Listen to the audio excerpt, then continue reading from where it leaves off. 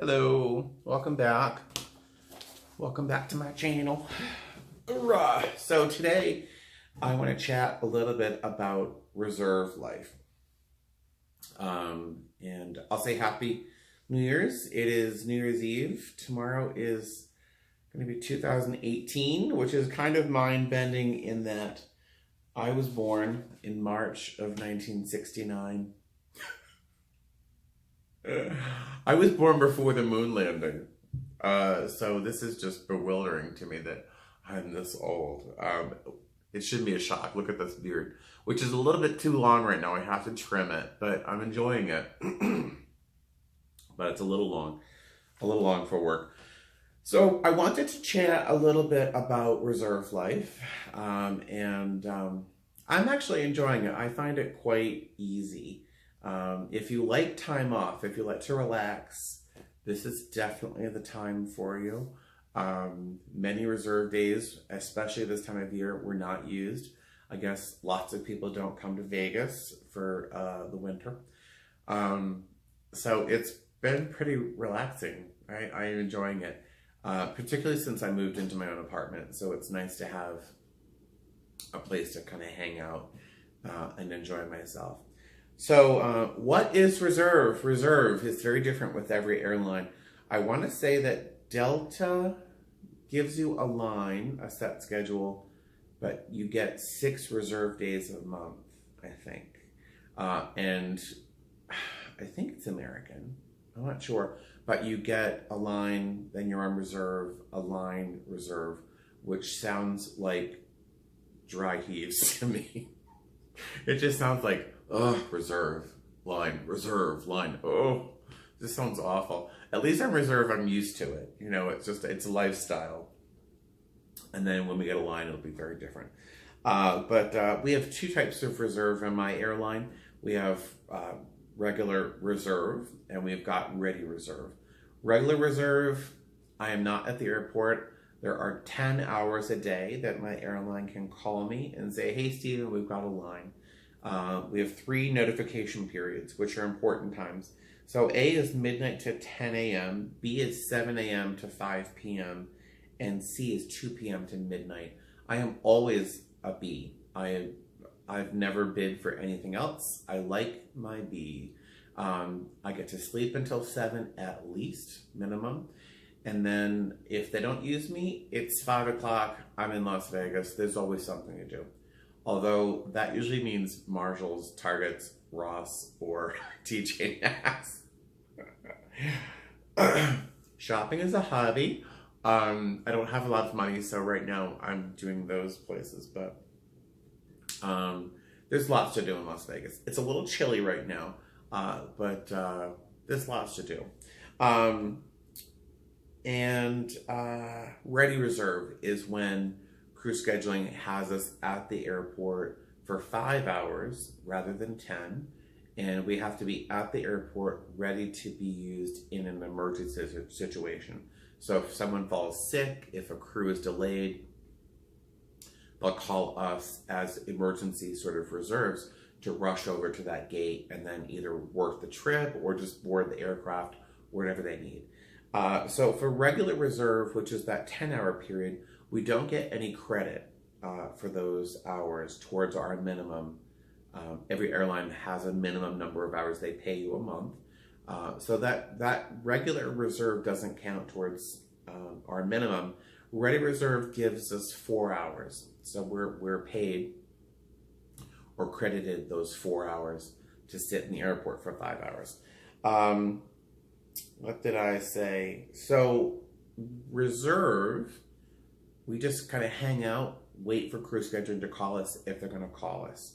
We'll have a minimum of 2 hours to get to the airport from wherever we are. Again, Las Vegas being fairly small, I can be wherever I want to be in Las Vegas, and thanks to the magic of Uber, I can run back to my apartment, grab my stuff because I'm always packed for a trip, and then jet off to the airport. So it's super easy. Ready reserve, I have a minimum of 15 minutes usually to run to the gate. Last week, week and a half ago, I got a call on Ready Reserve saying, hey, Stephen, we need you and those 3 people who are also sitting with you in the crew room to run to gate B22 or B23, and you're going to Detroit. Unfortunately, because there were lots of things going on, that's all they knew. We were flying to Detroit. Usually we'll have a whole trip available to us on Flicka, but at that point they were in sort of emergency mode and just needed someone to go work that trip. So we all just grabbed our bags and ran. Ready Reserve and Regular Reserve are tied together in that when you're sitting on reserve, crew scheduling will call you for 2 reasons. Typically, they'll say, hi, we have a trip for you, or you are on Ready Reserve for these number of hours. A Ready Reserve assignment is an assignment, much like a trip, which is, I think, why we're paid those 4 hours. So crew scheduling will call us to notify us for a trip or to notify us that we're sitting Ready Reserve. While we're on reserve with my airline, when we finish a trip, be it something we're assigned or a Ready Reserve period, we have to call crew scheduling afterwards to be released from that trip. So if I have just sat for 5 hours for Ready Reserve, I call at the end of those 5 hours to call crew scheduling and say, hey, I'm done. May I be released from this trip? More than likely they're going to say yes, but there's always a small chance that they could say, no, we actually have a flight coming in and we're going to have you work that next 3 days, whatever. So we have to call at the end of our any assignment. During Regular Reserve, when we're just at home or wherever, we don't have to call. 5 o'clock comes, they haven't called me, we're done. I hope that made sense. If it didn't, pause the video right now and write a comment or a question below. What is a reserve day like? Well, every reserve day is different. Every reserve day is different for people, for every flight attendant. You know, we all have different things we do. And I'm sure it's different for each airline. But for me, when I got here in April, it was already getting really hot. And I was in a crash pad that had a pool. So I would wake up in the morning, I'd eat something. More than likely, I would just run down to the pool. I was brown. It was so nice. I am white right now. I'm probably the same color as this wall. I shouldn't use it as a background. But April, May, June, July, August, I was by that pool more often than not. If I wasn't hanging out by the pool with my phone, with the ringer on, fully charged, I was nearby grocery shopping, cooking. I really enjoyed meal prepping.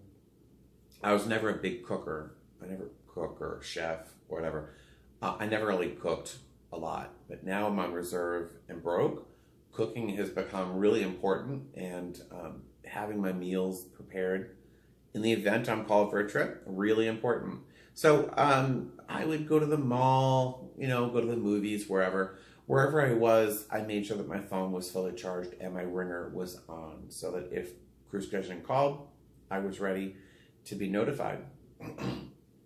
When crew scheduling calls you, you've got 15 minutes to get back in touch with them if you did not answer the phone right away. They want a positive contact with you. And if you don't call them within 15 minutes, you get a UTC, an unable to contact, and your supervisor finds out about it. You get points against you. It's just not good. So answer your phone the minute you hear it. And if you miss that phone call because you're in the shower, I thank God I literally have a waterproof phone now, and it's literally in the shower with me when I'm taking a shower, or it's in the bathroom so I can actually reach for it. Because I don't want to get in trouble. I like having a spotless record. But you have to call them back within 15 minutes. And you might get back with them and be on hold for more than 15 minutes. You know, and then what? So always have your phone ready to answer it. I don't have a car, so I tend to bus a lot of places or Uber. But again, Las Vegas is so small. If crew scheduling calls me, I have plenty of time. I'm not sure if I mentioned, but they give us a minimum of 2 hours to get to the airport. They usually give us more, and more often than likely than not, I see a trip on my schedule before they actually call me. So I'm usually pretty prepared. I do tend to spend more time at home now that I have a studio rather than being out and about. It's really nice to kind of just wake up, lounge, cook, eat. I eat a lot now, which explains what I'm doing after this. I'm going to join a gym because while my arms are still good, the rest of me is getting too soft and I don't like it. Ready Reserve. So crew scheduling called me. They said, hey, Stephen, we are going to have you at on Ready Reserve from 11 to 4. And so I have to be at the airport and checked in at 11 o'clock, earliest, at the latest. I usually check in at least a half hour early. And then I'm in the crew room or in the airport for 5 hours. And I think I mentioned we got 4 hours credit for that, so it's nice. And in those 5 hours, typically, honestly, I want to say people hate it. People hate sitting Ready Reserve. I don't mind it so much.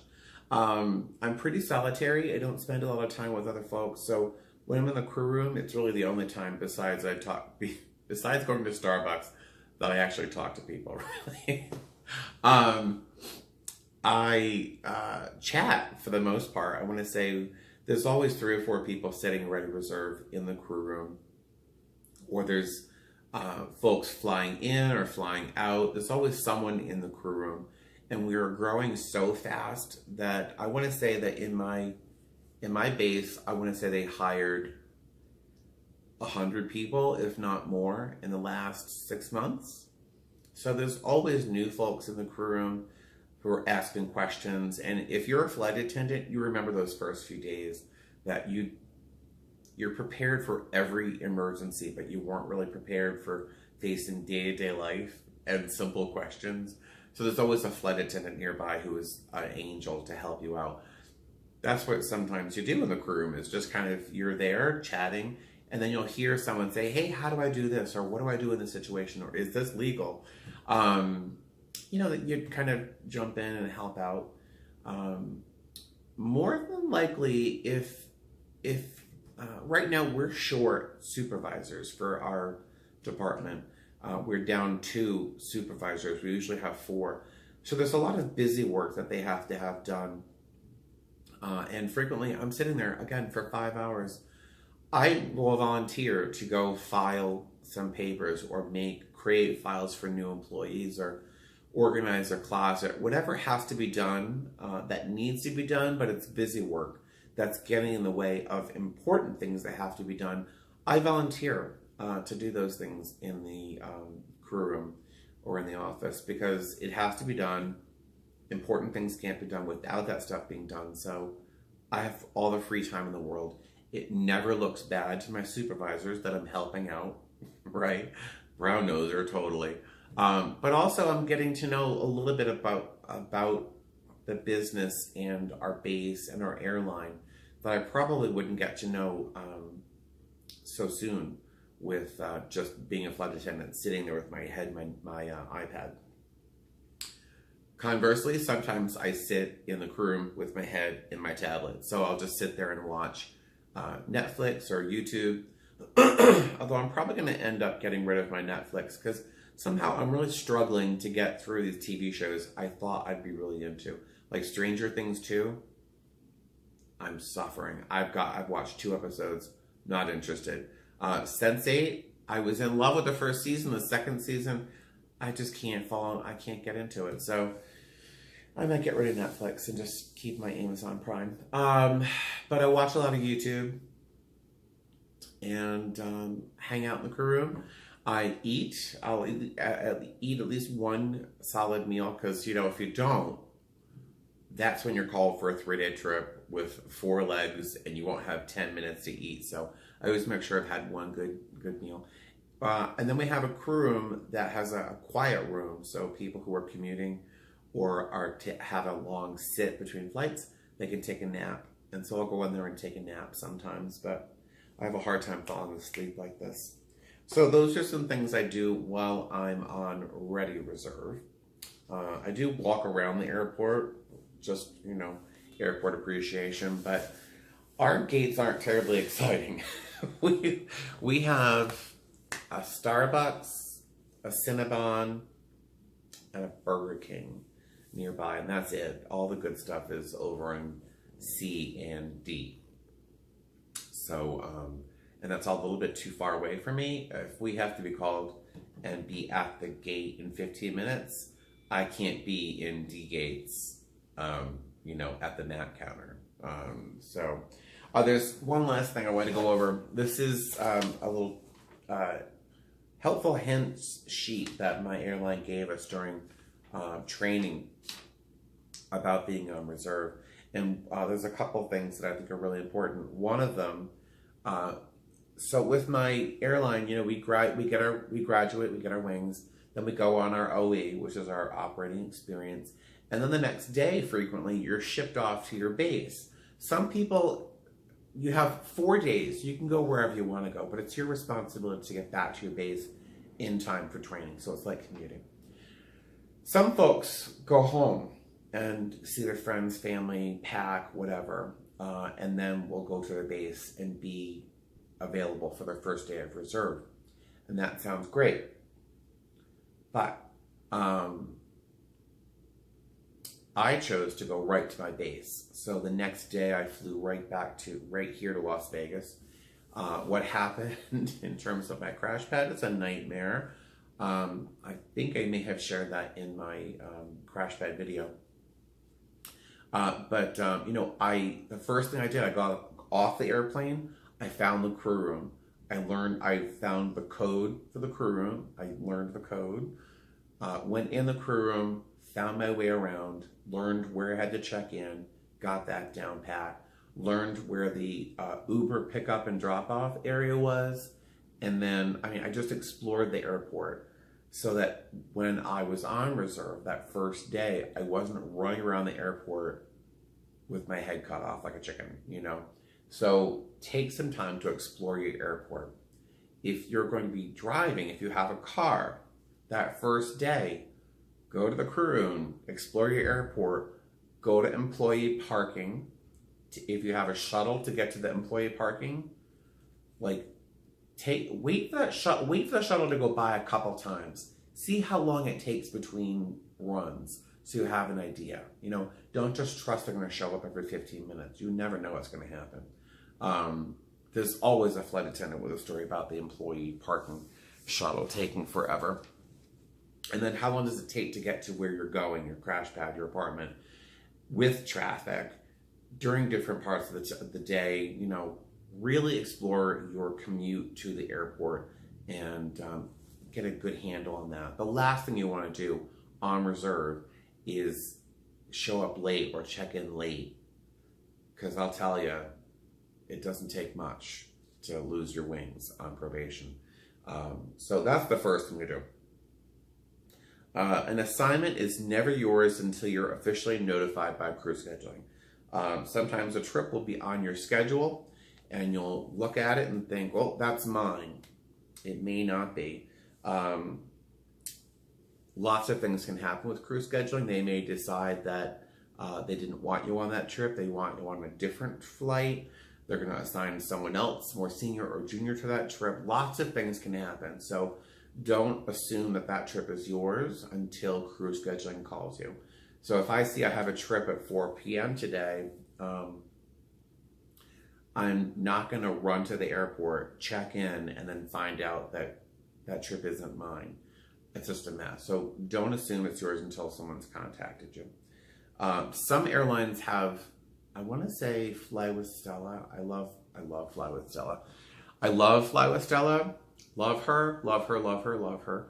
Fierceness is always going to be my favorite. I'm sorry. But I watched a few videos with Fly with Stella, and she was calling crew scheduling. And I think you could hear it, and it's a recording or a tape or something. I much prefer having a person there to talk to, but whatever. Deadheading. So you probably already know what deadheading is, right? You're at some point, part of your trip, you're flying either on your airline or another airline as a passenger. You're still getting credit for those hours that you're flying on that trip because you're technically working. But if the last leg of your trip is a deadhead, you can sometimes do what's called an alternate deadhead. So you would be able to say your deadhead, your flight isn't for 8 hours, 10 hours, and you're in the city that you don't like. You can call crew scheduling and say, hey, I'd like to alternate deadhead on this flight, blah, blah, blah. And they'll either approve it or not approve it. My airline, more than likely, they're not going to approve it, but because they may need you to work that flight that you're supposed to be taking, you know. So if you don't deadhead with the trip you're assigned, and a flight attendant calls out sick, they're late, whatever, they're going to be asking you to replace that flight attendant. All sorts of things could happen. That's just one scenario, but lots of things can happen. So don't just jump up and take another flight to go home. Always make sure that crew scheduling knows where you are, because God help you if you are on an American flight heading back to Vegas and you're supposed to be at the airport still waiting for your deadhead and they need you to go somewhere else, but you're on an American flight somewhere. God help you. God help you. Always remember who you spoke with at crew scheduling and what they said. So, you know, in training, we learn in an emergency situation to talk with the captain, you know, to write everything down and then repeat their directions back to them so that there's no catastrophic mistakes because you misunderstood their direction. Same thing with crew scheduling. I try to write everything down, repeat their directions back to me, and try to remember who you spoke with in the event that something goes wrong or something went wrong on their end and not on yours, and you want to really have an avenue of defending yourself. Calls with crew scheduling are always recorded, even on hold. So don't get mouthy during on hold when you think you're on hold and no one can hear you, because if you don't like what they're saying, zip it and say it after you hang up because they can still hear you. Don't answer your phone before the scheduled reserved notification period. If you don't, and the next one here is don't answer the phone on your movable day off. So if crew scheduling calls you, if your phone rings and there's crew scheduling right there and it's before your notification period, so if they call me at 6 a.m. or 5 a.m. instead of 7, or they call you on your movable day off, do not answer the phone unless you want to work. If you answer the phone and they say, hey, Stephen, I've got a trip for you, you're going here at this hour, you cannot say, oh, but this is before you're supposed to call me, or no, I really don't want to fly today. You picked up the phone, the trip is yours. That's it. You may not like it, that's the job. If they call you on your guaranteed day off, a day that is specifically set to be yours, if they call you and say, and you don't mind flying, by all means, pick up the phone, say, hey, yeah, this is so-and-so. They'll offer you a trip. You can take it or you don't have to. 9 times out of 10, I fly back home to Atlanta, 9 times out of 10, they will call me if I do not have my uniform with me. I'm not legal to fly if I don't have a uniform, my fam, that kind of stuff. 9 times out of 10, they're going to call me. But sometimes when I am in Atlanta with my stuff, because I try to travel with all of my required items now, if they call me and I'm in Atlanta, they'll call me and say, hey, Stephen, we're kind of stuck. We have a flight that is in Atlanta right now that needs to go so-and-so. would you help us out? Because I'm on reserve and I'm a junior flight attendant, typically that means I get more pay, like time and a half, and they'll offer me a replacement day off for the ones that they used, called a DOR, Day of Restoration. So if it's your guaranteed day off, go ahead and answer the phone if you want to work, if you're just curious, whatever, want to chat with crew scheduling. What else? Oh, all right. So I don't know of an airline that doesn't have an electronic device that they assign you. So we have a VPOS, which is actually it's a Samsung Galaxy Note 3 with a little sled attachment to it that we use to charge for everything. Our airline charges for everything, and you've probably figured out who I work for, but and it also has our electronic fan on there, all our notifications and stuff. So you have to have that charged at 90% before taking off on any trip. It's your responsibility to keep that device charged during your trip, just as it's your responsibility to keep your cell phone charged. Now, you want your phone charged so that you can hear from your boyfriend. You want to have that phone charged so you can see who responded to your post on Facebook. You also want your phone charged so you can actually do your job. So if you live in a place like Las Vegas, for example, where reception with Sprint might be kind of iffy, change providers. If you have to pay a fee, it'd be worth it. It'll be worth it. Go with a provider who you know has service in the area that you'll be in. Verizon seems to be the #1 when it comes to coverage in weird areas. I'm with T-Mobile. Now I love T-Mobile. They work everywhere I go. In years past, they were awful. My building, for example, where I live right now, has concrete walls. In the past, I literally would have had to stand by the window to get phone reception.